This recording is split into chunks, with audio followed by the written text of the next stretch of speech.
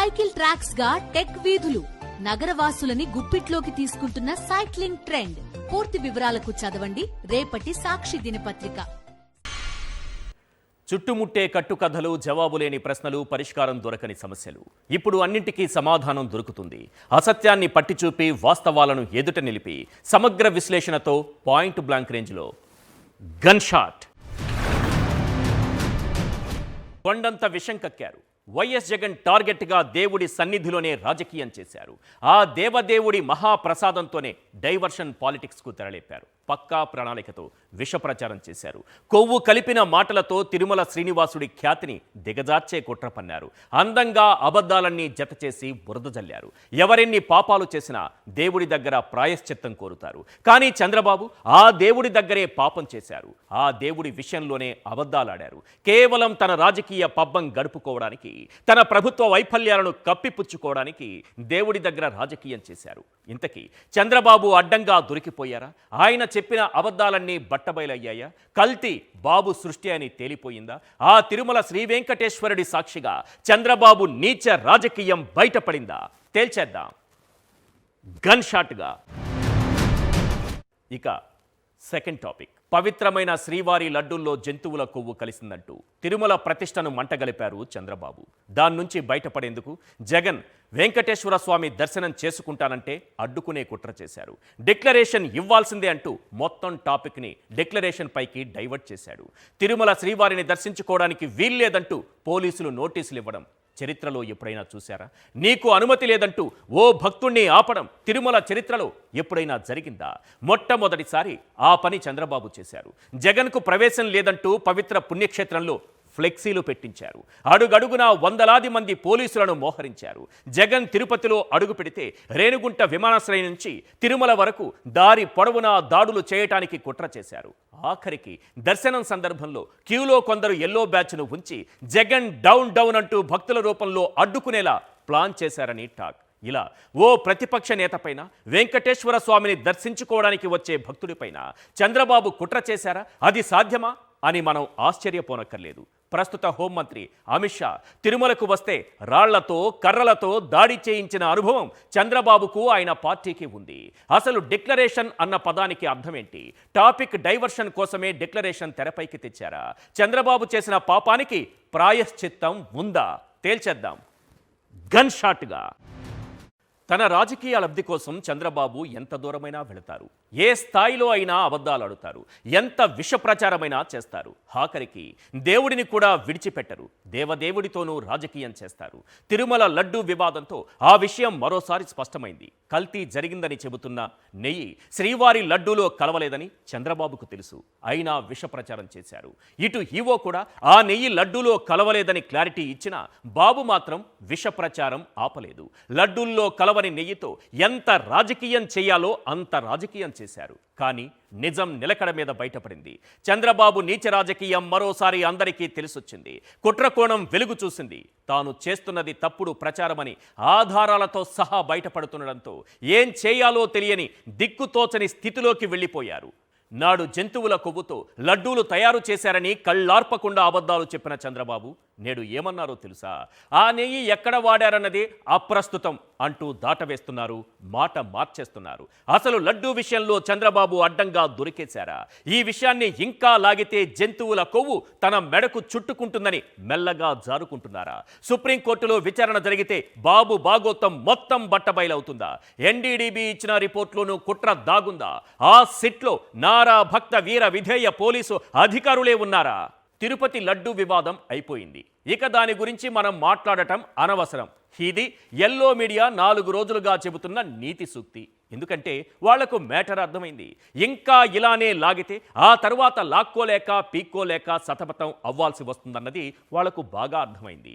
అటు చంద్రబాబుకు ఇదే విషయం ముందే అర్థమైంది. అందుకే సిట్టింగ్ జడ్జితో విచారణ, సిబిఐ విచారణలు అనకుండా సైలెంట్గా సిట్తో మమ అనిపించేయాలని చూశారు. అది చంద్రబాబు సిట్ అంటే సిట్, స్టాండ్ అంటే స్టాండ్ అని అందరికీ తెలుసు. అందులోనూ నారా భక్త వీర విధేయ పోలీస్ అధికారులతోనే ఆ సిట్ ఏర్పాటు చేశారు. అందులో ఉన్న అధికారులను చూస్తే ఆ సిట్ విచారణ చేయకముందే రిపోర్టు ఎలా ఉంటుందో ఈజీగా చెప్పేయచ్చు. దీని వెనుక కొందరు ఉద్యోగులు అధికారులను వేధించి తప్పుడు వాంగ్మూలాలు ఇప్పించే కుతంత్రం ఉంది. అసలు కల్తీ నెయ్యికి సంబంధించి ఎన్డీడీబీ రిపోర్ట్ ఇచ్చిన 64 రోజులకు కంప్లైంట్ ఇచ్చారంటేనే దీని వెనుక దాగున్న కుట్రేంటో స్పష్టంగా అర్థమైపోతుంది. రిపోర్టు వచ్చిన జూలై 23నే ఆహార భద్రతా చట్టం కింద ఎందుకు కేసు నమోదు చేయలేదు? రిపోర్టులో ఎక్కడా జంతువుల కొవ్వు లేకపోయినా బాబు నోటి నుంచి యానిమల్ ఫ్యాట్ అన్న మాట రాగానే ఈవో శ్యామలరావు పక్కా స్క్రిప్ట్తో అడుగులు ముందుకు వేస్తున్నారు. ఇప్పుడు సిట్ వేసి ఏం తేల్చాలనుకుంటున్నారు? బాబు చెప్పిన యానిమల్ ఫ్యాట్ లడ్డూలో కలిసిందా లేదా? సిట్ ఈ విషయాన్ని తేలుస్తుందా? కానే కాదు. షుగర్లో తీపి తగ్గింది, సాల్ట్లో ఉప్పు తగ్గింది, రైసులో బియ్యం తగ్గింది, నెయ్యిలో నాణ్యత తగ్గింది అని తేల్చి గత పాలక మండలిపైకి తోసేసి బాబు సంతకం పెట్టమన్న చోట సంతకం పెట్టేసి చేతులు దులిపేసుకుంటుంది. జరిగేది ఇదే. అసలు మీకు ఇంకో విషయం చెప్పనా? ఈ సిట్లో ఉన్న సభ్యులెవరో తెలుసా? హెరిటేజ్ ఫుడ్స్ డైరెక్టర్గా పనిచేసిన కృష్ణయ్య అల్లుడు, ప్రస్తుత విశాఖ డీఐజీ గోపీనాథ్ జెట్టి ఈ సిట్లో మెంబర్. ఇప్పుడు అర్థమైందిగా ఈ కేసు ఎటుపోతుందో. అసలు లేని యానిమల్ ఫ్యాట్ను సృష్టించి కలవని కల్తీ నెయ్యి లడ్డూలో కలిసిందని దుష్ప్రచారం చేసి దాని నుంచి బయటపడలేక లాక్కోలేక పీక్కోలేక ఈ సిట్ను తెరపైకి తెచ్చారని మీరు అనుకుంటున్నారు. దీని వెనుక మరో కుట్ర కూడా ఉంది. ప్రస్తుత కాంట్రాక్టర్ను తొలగిస్తే ఆ స్థానంలో వచ్చే కాంట్రాక్టర్లతో సిండికేట్గా ఏర్పడి హెరిటేజ్ నెయ్యి సరఫరా అయ్యేలా తెర వెనుక పెద్ద ప్లానే చంద్రబాబు వేశారని పొలిటికల్ సర్కిల్లో టాక్ వినిపిస్తోంది. శ్రీవారి లడ్డూ విషయంలో చంద్రబాబు చేసిన కుట్ర బయటపడుతున్న వేళ కొన్ని ప్రశ్నలు వినిపిస్తున్నాయి. అవేంటో ఒక్కసారి మనం స్క్రీన్ పైన చూద్దాం. క్వశ్చన్ నెంబర్ 1, కల్తీ బాబు సృష్టి అని తేలిపోయిందా? క్వశ్చన్ నెంబర్ 2, వెంకన్న సాక్షిగా బాబు నీచ రాజకీయం బయటపడిందా? క్వశ్చన్ నెంబర్ 3, ఎన్డీడీబీ ఇచ్చిన రిపోర్టులోనూ కుట్ర దాగుందా? క్వశ్చన్ నెంబర్ 4, సుప్రీం విచారణతో బాబు బాగోతం బట్టబయలవుతుందా? చంద్రబాబు విష ప్రచారమంతా బయటపడుతున్న వేళ వినిపిస్తున్నటువంటి ప్రశ్నలివే. శ్రీవారి లడ్డూ విషయంలో చంద్రబాబు చేస్తున్న ప్రచారమంతా రాజకీయ లబ్ధి కోసమేనని ఈ ఎపిసోడ్ మొత్తం పరిశీలిస్తే అర్థమైపోతుంది. ఈ లడ్డూ ఎపిసోడ్లో ఎప్పుడు ఏం జరిగిందనేది ఒక్కసారి చూద్దాం. జూలై 17న ఏఆర్ డైరీ నెయ్యి శాంపుల్స్ ఎన్డీడీబీ ల్యాబ్కు పంపారు. జూలై 23న ఎన్డీడీబీ నుంచి టీటీడీకి రిపోర్ట్ వచ్చింది. జూలై 23న ఏఆర్ కంపెనీ నెయ్యిలో వెజిటబుల్ ఫ్యాట్ గుర్తించామని ఈవో అన్నారు.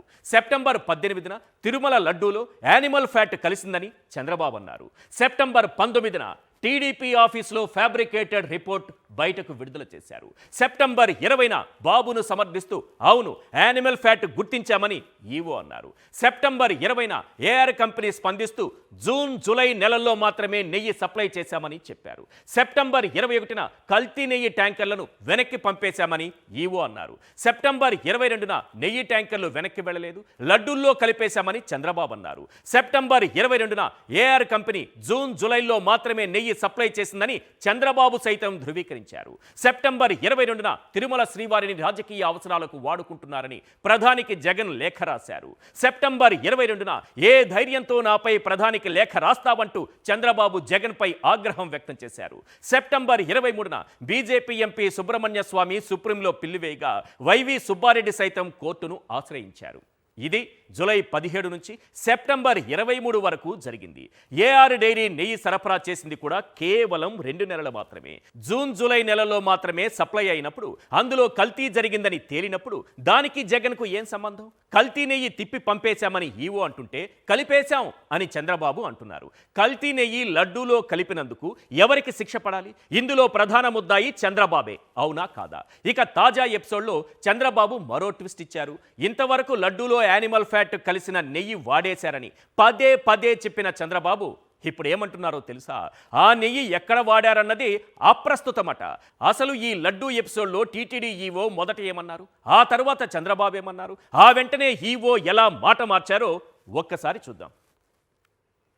ఆ శాంపుల్లో అడల్టరేషన్ ఉందని తెలియదు.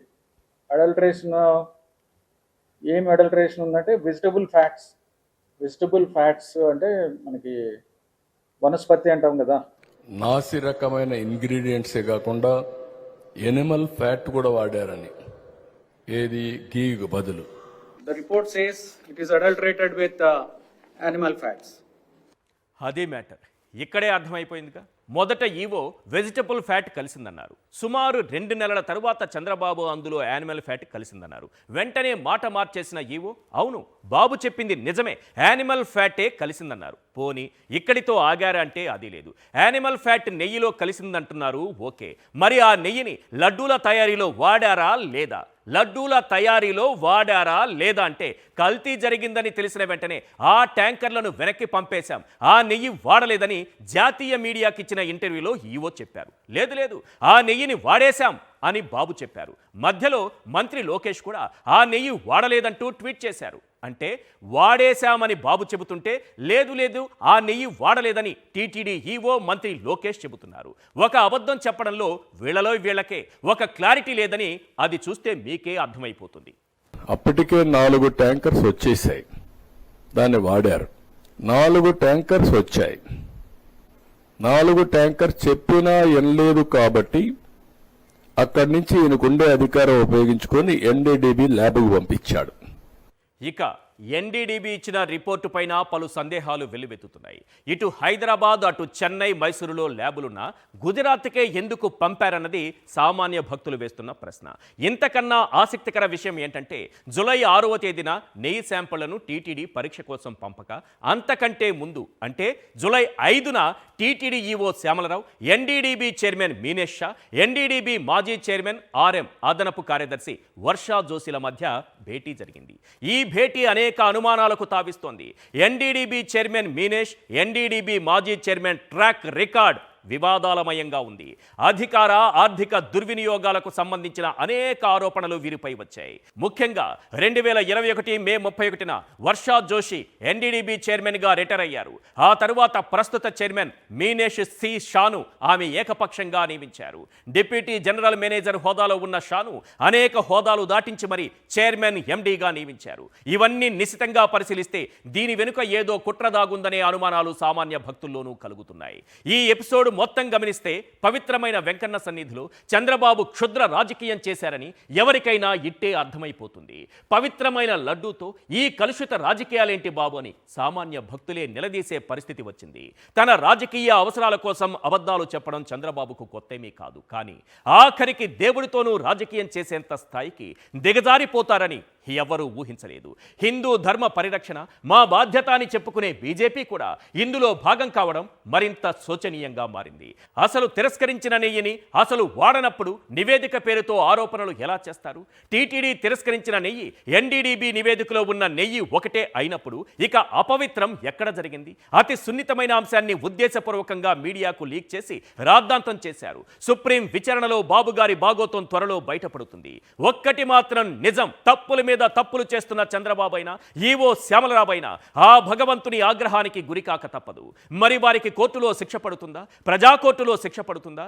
ఆ దేవదేవుడే శిక్ష వేస్తాడా అన్నది తేల్చాల్సింది మీరు నేను కాదు. దుష్ట శిక్షణ శిష్ట రక్షణ చేసే ఆ శ్రీమన్నారాయణుడే తేల్చాలి. అప్పటి వరకు గోవిందనామ స్మరణలతో శ్రీనివాసుని సంకీర్తనలతో 7 కొండలు ప్రతిధ్వనించేలా భక్తి భావంతో ప్రార్థిద్దాం. ఓం నమో వెంకటేశాయ. అసలు జగన్ తిరుమల శ్రీవారిని దర్శించుకుంటే ఏం జరుగుతుంది? ఎందుకు ఆయన్ను అడ్డుకునే కుట్ర చేశారు అన్న ప్రశ్నలకు చాలా సులభంగా సమాధానం దొరుకుతుంది. లడ్డూలలో జంతువుల కొవ్వు కలిపారంటూ పాపిష్టి మాటలు మాట్లాడిన చంద్రబాబు దాని నుంచి బయటపడేందుకు అనేక విధాలుగా ప్రయత్నించి విఫలమయ్యారు. ఆధారాలతో సహా దొరికిపోయారు. లడ్డూల్లో జంతువుల కొవ్వు బాబు సృష్టి అని ప్రజలు భక్తులు త్వరగానే అర్థం చేసుకున్నారు. అందుకే అందరి దృష్టిని మళ్లించాలి, టాపిక్ డైవర్ట్ చేయాలి. దానికోసం ఈ డిక్లరేషన్ డ్రామా. జగన్ తిరుమలకు వస్తే దాడి చేయడం, డిక్లరేషన్పై సంతకం పెట్టాల్సిందే అంటూ దర్శనాన్ని ఆపడం లాంటివి చేస్తే మొత్తం వ్యవహారం అటుపోతుంది. కొవ్వు మాటల నుంచి బయటపడొచ్చు అని బాబు ప్లాన్ చేశారు. కానీ చంద్రబాబుకు 75 ఏళ్లలో ఎప్పుడూ చూడని షాక్ ఇచ్చారు జగన్. తిరుమల పర్యటన రద్దు చేసుకుని 1 అడుగు వెనక్కి వేయడం ద్వారా 100 అడుగులు ముందుకేశారు. అసలు ఏంటి డిక్లరేషన్? హిందూవేతరులు తప్పనిసరిగా డిక్లరేషన్పై సంతకం పెట్టాల్సిందేనా? లేకపోతే దర్శన భాగ్యం కలగదా? అన్య మతస్థులు దర్శనం చేసుకునేందుకు తిరుమల వెళితే వారిని మెడపట్టి బయటకు గెంటేసే వ్యవస్థ ఉందా? ఒక రోజుకు తిరుమల శ్రీవారిని ఎంతమంది దర్శించుకుంటారు? వారిలో హిందువు ఎవరు, ముస్లిం ఎవరు, క్రైస్తవులెవరు సిక్కులెవరని గుర్తించి దర్శనం కల్పించకుండా వెనక్కి పంపే వ్యవస్థ ఉందా? గతంలో ఎప్పుడైనా ఇలాంటిది జరిగిందా? డిక్లరేషన్ను కాసేపు పక్కన పెట్టి మాట్లాడుకుందాం. మన దేశంలో కొన్ని దేవాలయాల్లో అన్యమతస్థులకు దర్శనం నిషిద్ధం. అక్కడికి చంద్రబాబు వెళ్ళినా హిందువు అని ప్రూవ్ చేసుకోవాల్సిందే. మరికొన్ని దేవాలయాల్లో మహిళలకు ప్రవేశం లేదు. చంద్రబాబు ఎంత ప్రయత్నించినా తన కుటుంబ సభ్యుల్లో మహిళలకు దర్శనం కల్పించలేరు. కొన్ని దేవాలయాల్లో సంప్రదాయ వస్త్రధారణతో మాత్రమే ప్రవేశం ఉంటుంది. నేపాల్లోని ప్రముఖ ఆలయంలో డిక్లరేషన్ ఉంటేనే అనుమతిస్తారు. కానీ తిరుమలలో డిక్లరేషన్ ఉద్దేశం ఏంటంటే ఇతర మతస్థులు, ఇతర దేశస్థులు శ్రీవారిపైన నమ్మకంతో దర్శనానికి వచ్చినప్పుడు ఆలయం గొప్పతనాన్ని, వెంకటేశ్వర స్వామి విశిష్టతను, తిరుమల పవిత్రతను చాటేలా వారి వద్ద నుంచి సంతకం తీసుకుంటారు. వారు వెంకటేశ్వర స్వామిపైన విశ్వాసం ఉంచారని, ప్రపంచవ్యాప్తంగా హైందవ ధర్మం గొప్పతనాన్ని చాటుకునే విధంగా డిక్లరేషన్ తీసుకొచ్చారు. అంతేకాని డిక్లరేషన్పై సంతకం చేయకపోతే దర్శనం లేదని చెప్పే నిబంధనలు టీటీడీ రూల్స్లో లేవు. అందుకే ప్రతిరోజు స్వామివారిని దర్శించుకునే 70,000 మంది భక్తుల్లో ఎవరు ఏ కులానికి చెందినవారు, ఎవరు ఏ మతానికి చెందినవారు అని జల్లెడ పట్టే వ్యవస్థ లేదు, ఉండదు కూడా. ఇంకా అనుమానం ఉంటే సింపుల్గా ఓ 3 ప్రశ్నలు అడుగుతాను. ఏపీ హోంమంత్రి అనిత గారు బైబిల్ లేనిదే బయటకు కదలలేను, నా కారులో ఎప్పుడూ బైబిల్ ఉండాల్సిందే అన్నారు. మరి ఆమె దర్శనానికి వెళ్ళినప్పుడు డిక్లరేషన్పై సంతకం చేశారా? కొండపైకి ఆమె కారు వెళ్ళేటప్పుడు అందులో బైబిల్ ఉందో లేదో చెక్ చేశారా? దీనికి అనిత గారు చెబుతున్న సమాధానం ఏంటో తెలుసా? తాను హిందువేనట. మరి గతంలో ఎందుకు క్రిస్టియన్ అని చెప్పారు? గతంలో ఆమెను టీటీడీ బోర్డు మెంబర్గా నియమిస్తే ఒక క్రిస్టియన్ను ఎలా టీటీడీ బోర్డు మెంబర్గా నియమిస్తారని విమర్శలు వస్తే ఆ మరుసటి రోజు ఎందుకు అనిత గారు తప్పుకున్నారు? మరి ఇప్పుడెందుకు ఆమె తాను హిందువేనని సెల్ఫ్ అనౌన్స్మెంట్ చేస్తున్నారు? అంటే ఆమె చంద్రబాబు తయారు చేసిన హిందువని అనుకోవాలా? I'm a Christian. నేను మ్యారేజ్ ఇప్పటికీ కూడా నా బ్యాగ్లో బైబిల్ ఉంటుంది, అట్ ద సేమ్ టైం నా కార్లో బైబిల్ ఉంటుంది. బైబిల్ లేకుండా బయటకు వెళ్ళను. నేను ధైర్యంగా చెప్తున్నాను, ఎస్ నేను హిందువుని. మీరు అబాండాలు వేసినంత మాత్రాన్ని నేనే వెంకటేశ్వర స్వామికి దూరం అయిపోలేదు కదా. ఇక తాను బ్యాప్టిజం తీసుకున్నానన్న పవన్ కళ్యాణ్ కానీ ఆయన ఫ్యామిలీ మెంబర్స్ కానీ ఏనాడైనా తిరుమలలో డిక్లరేషన్పై సంతకం చేశారా? గవర్నర్ అబ్దుల్ నజీర్ గారు శ్రీవారిని దర్శించుకున్నారు, అప్పుడు డిక్లరేషన్పై సంతకం చేశారా అని శ్రీవారి భక్తులే ప్రశ్నిస్తున్నారు. ఎందుకంటే నిజానికి డిక్లరేషన్ ఉద్దేశం అది కాదు కాబట్టి. భక్తుల్ని నిరోధించడం కాదు, తిరుమల విశిష్టతను ప్రపంచ నలుమూలలకు చాటడమే దాని ఉద్దేశం కాబట్టి. డిక్లరేషన్ పేరుతో టాపిక్ డైవర్ట్ చేసే కుట్రకు చంద్రబాబు తెరలేపిన వేళ కొన్ని ప్రశ్నలు వినిపిస్తున్నాయి. అవేంటో ఒక్కసారి మనం స్క్రీన్ పైన చూద్దాం. క్వశ్చన్ నెంబర్ 1, టాపిక్ డైవర్షన్ కోసమే డిక్లరేషన్ తెరపైకి తెచ్చారా? క్వశ్చన్ నెంబర్ 2, చంద్రబాబు చేసిన పాపానికి ప్రాయశ్చిత్తం ఉందా? క్వశ్చన్ నెంబర్ 3, తన చర్యలతో చంద్రబాబు నాస్తికత్వం బయట పెట్టుకున్నారా? క్వశ్చన్ నెంబర్ 4, జగన్ పాలనలో ధర్మ సంరక్షణ ఎలా సాగింది? చంద్రబాబు మత రాజకీయాలు చేస్తున్న వేళ వినిపిస్తున్నటువంటి ప్రశ్నలివే. చంద్రబాబు ఒక నాస్తికుడు, ఆయనకు దేవుడంటే భక్తి లేదు, హిందూ సమాజం అంటే గౌరవం లేదు అని చెప్పడానికి సింపుల్గా ఓ 10 పాయింట్లు చెబుతాను. ఆ 10 పాయింట్లలో చంద్రబాబు నాస్తికత్వం ఏంటో స్పష్టంగా అర్థమైపోతుంది. తిరుమలలో పురాతనమైన 1000 కాళ్ల మండపాన్ని కూల్చేసింది ఈ నాస్తిక నారానే. 7 కొండల స్వామి పరిధి 3 కొండలే అంటూ జయచంద్ర నాయుడితో కేసులు వేయించింది ఈ నాస్తిక నారానే. తిరుమలలో సన్నిధి గొల్ల పవిత్రమైన కర్తవ్యాన్ని అపహాస్యం చేస్తూ తొలగించింది ఈ నాస్తిక నారానే. నేడు కొత్త మద్యం పాలసీ పేరుతో రాష్ట్రంలో అత్యధిక మద్యం దుకాణాలు టెంపుల్ సిటీ తిరుపతికి కేటాయించింది ఈ నాస్తిక నారానే. విజయవాడలో 30 దేవాలయాలను కూల్చేసింది ఈ నాస్తిక నారానే. విజయవాడలో దేవతా విగ్రహాలు పగలగొట్టి చెత్త బండిలో తరలించింది ఈ నాస్తిక నారానే. పవిత్రమైన విజయవాడ కనక దుర్గమ్మ గుడిలో క్షుద్ర పూజలు చేయించింది ఈ నాస్తిక నారానే. బెంజ్ సర్కిల్లో దుర్గమ్మ గుడికి చెందిన విలువైన భూములను తన స్నేహితుడి విద్యా సంస్థకు కట్టబెట్టింది ఈ నాస్తిక నారానే. 2014-19 మధ్య 100 ఎకరాల సింహాచల భూములను అయిన వారికి అప్పనంగా దోచిపెట్టింది ఈ నాస్తిక నారానే. సదావర్తి భూములను పావలా ₹1 అమ్మేయాలని కుట్ర చేసింది ఈ నాస్తిక నారానే. చంద్రబాబు నాస్తికత్వం గురించే కాదు, జగన్ 5 ఏళ్ల పాలనలో హిందూ ధర్మ సంరక్షణ ఎలా సాగిందన్న దాని గురించి కూడా మాట్లాడుకోవాలి. జగన్మోహనుడి తడే అన్నట్లుగా ఆయన ఏం చేశారో ఓ 10 పాయింట్లు చెబుతాను, వినండి. తిరుమల శ్రీవారికి అత్యంత ప్రీతిపాత్రమైన నవనీత సేవ కార్యక్రమానికి శ్రీకారం చుట్టింది ఈ జగన్మోహనుడే. తిరుమలలో శ్రీవారి గర్భగుడిని సన్నిధి గొల్లలు తెరిచే సంప్రదాయం పునరుద్ధరించింది ఈ జగన్మోహనుడే. టీటీడీ ఉద్యోగులకు ఇంటి పట్టాలతో పాటు వేతనాల పెంపు, కారుణ్య నియామకాలు చేపట్టింది ఈ జగన్మోహనుడే. తిరుమలలో గోశాలలు విస్తరించి 150 పాలిచ్చే ఆవుల సంరక్షణకు గో ఆధారిత వ్యవసాయం ప్రోత్సాహానికి కృషి చేసింది ఈ జగన్మోహనుడే. 350 కోట్లతో శ్రీవాణి ట్రస్ట్ ద్వారా రాష్ట్రంలో 2635 నూతన ఆలయాలను నిర్మించింది ఈ జగన్మోహనుడే. మరో 300 ఆలయాలకు మరమ్మతులు చేపట్టి జీర్ణోద్ధరణ చేసింది ఈ జగన్మోహనుడే. అమరావతి, విశాఖ, భువనేశ్వర్, జమ్మూ కాశ్మీర్, చెన్నైతో పాటు అమెరికాలో సైతం శ్రీవారి ఆలయాలు నిర్మించింది ఈ జగన్మోహనుడే.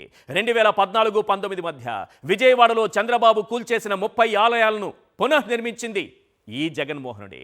ధూపదీప నైవేద్య పథకం 5338 ఆలయాల్లో అమలయ్యేలా చర్యలు తీసుకుంది ఈ జగన్మోహనుడే. 5,000 వేతనం పొందే అర్చకులకు 10,000 చొప్పున, 10,000 పొందే వారికి 15,625 రూపాయల చొప్పున వేతనాలు పెంచింది ఈ జగన్మోహనుడే. ఇన్ని చెప్పిన తరువాత కూడా మీకు ఇంకా ఏ మూలైన అనుమానాలు ఉంటే ఒక విజువల్ చూపిస్తా. అది చూస్తే హిందూ సంప్రదాయాలు, హిందూ సమాజం పట్ల వైఎస్ కుటుంబానికి ఉన్న ప్రేమ ఎంతో అర్థమైపోతుంది. చంద్రబాబు లాంటి నాస్తికుడు తిరుమలలో మతం పేరుతో విద్వేషాలు రెచ్చగొడతారని, రాజకీయాలకు వాడుకుంటారని శ్రీమద్ రామానుజుల వారు ఆనాడే గుర్తించారు. అందుకే 2 విషయాలను శాసనాల ద్వారా మనకు తెలియపరిచారు. మొదటిది తిరుమలలో స్వామివారి కైంకర్యాలకు సంబంధించింది. రెండోది దర్శనానికి సంబంధించింది. దేవదేవుడి దర్శనానికి వచ్చే భక్తులు ఎవరైనా కొండమెట్లు ఎక్కేటప్పుడు కానీ, దర్శనానికి ముందు కానీ ఎవరైతే శ్రీవారి తిరునామం ధరించి ఉంటారో వారందరూ స్వామివారికి విశ్వాసపాత్రులే అని ఆయన స్వయంగా ఆలయ ప్రామాణిక సూత్రాల్లో తెలియజేశారు. స్వామివారి సేవ చేసుకోవడానికి కులాలు, మతాలు అడ్డురావని, కుల మతాలకు అతీతంగా శ్రీవారి సేవకు ప్రతి ఒక్కరూ పాత్రులు కాగలరని తిరుమల తిరుపతి దేవస్థానం వారి శాసనాల్లో రామానుజుల వారు పొందుపరిచారు. అది తెలుసుకోలేకపోవడం మన చంద్రబాబు, శ్యామలరావుల అజ్ఞానం. మరో ముఖ్యమైన విషయం, రామానుజుల వారి చరిత్రలో బీబీ నాంచియార్ అన్న కథ ఉంది. ఆమె ఒక ముస్లిం కన్య, ఓ ముస్లిం రాజు కుమార్తె, శ్రీరంగనాథుని భక్తురాలు. మనం ఆరాధించే భగవంతునితో, అంత ప్రేమతో, భక్తితో ఆరాధించే లక్ష్మీదేవితో సమానురాలై ఉంటుంది. ఆమెకు బీబీ నాంచియార్ అని పేరు పెట్టి లక్ష్మీదేవితో సమానంగా ఆరాధన చేసేటటువంటి ఒక స్థాయి కల్పించారు రామానుజుల వారు. అంతేనా, శ్రీవారి అష్టదళ పాద పద్మారాధన సేవకు 108 బంగారు పుష్పాలను కానుకగా ఇచ్చింది గుంటూరుకు చెందిన ఓ ముస్లిం భక్తుడు. ఇలాంటి పవిత్ర పుణ్యక్షేత్రంలో మతాల పేరుతో, కులాల పేరుతో, రాజకీయాల పేరుతో చిచ్చు పెడుతున్నారు చంద్రబాబు. అంతెందుకు, నాడు పదకవిత పితామహుడు అన్నమయ్య ఏమన్నారు? నిండార రాజు నిద్రించు నిద్రయునొకటే, అండనే బంటు నిద్ర అదియునొకటే, మెండైన బ్రాహ్మణుడు మెట్టు భూమి ఒకటే, చండాలుడుండేటి సరిభూమి ఒకటే, కందువగు హీనాధికములిందులేవు, అందరికి శ్రీహరే అంతరాత్మ, ఇందులో జంతుకులమంతా అనొకటే, అందరికీ శ్రీహరే అంతరాత్మ అన్నారు. ఆ తిరుమల శ్రీవారి చెంత, ఈ పుణ్యభూమిలో పుట్టిన ప్రతి ఒక్కరూ సమానమే అని చెప్పారు. అయినా చంద్రబాబుకు అన్నమయ్య గురించి ఏం తెలుసు? ఆయన కీర్తనల గురించి ఏం తెలుసు? ఆయనకు తెలిసిందంతా జంతువుల కొవ్వే. ఏ దేవు దేహమున ఎన్నియును జన్మించే, ఏ దేవు దేహమున ఎన్నియును అనగెమరి, ఏ దేవు విగ్రహంబి సకలమింతయును, ఏ దేవు నేత్రంబులిన చంద్రులు, ఏ దేవుడి జీవులన్నింటిలో నుండు, ఏ దేవు చైతన్యమిన్నిటికి ఆధారము, ఏ దేవుడు అవ్యక్తుడే, దేవుడు అద్వందుడా, దేవుడి వెంకటాద్రి విభుడు. ఆ వెంకటాద్రి విభుని చెంత మనుషుల మధ్య చిచ్చు పెట్టిన, రాజకీయాలతో పవిత్రతను దెబ్బతీసిన ఆ కర్మఫలం వచ్చే జన్మలో కాదు సార్, ఈ జన్మలోనే అనుభవించాల్సి ఉంటుంది. ఇది మాత్రం గన్ షాట్.